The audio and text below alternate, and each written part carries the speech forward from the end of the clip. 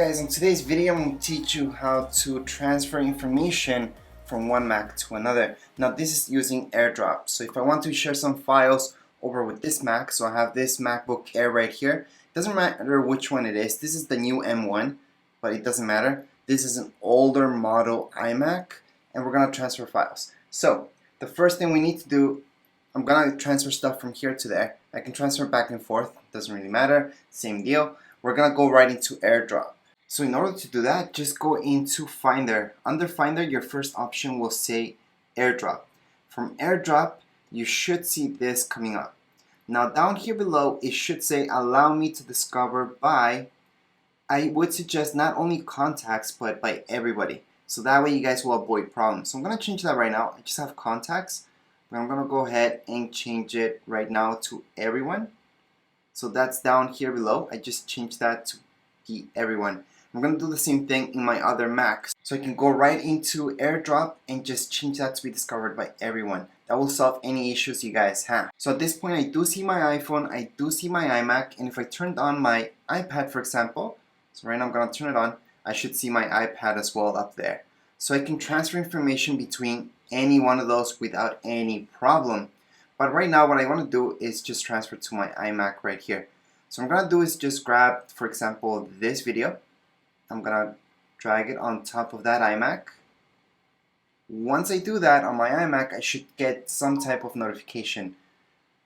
So right now it's going to transfer, it's going to spin that wheel. Then on my iMac, if you guys notice right here, it's actually downloading the file. So I do have my downloads folder opened up right here so you guys could see the process. If I didn't have my downloads folder opened, then it would be okay. It's the same thing. I can just go later into my downloads and I'm going to see all my downloads in there.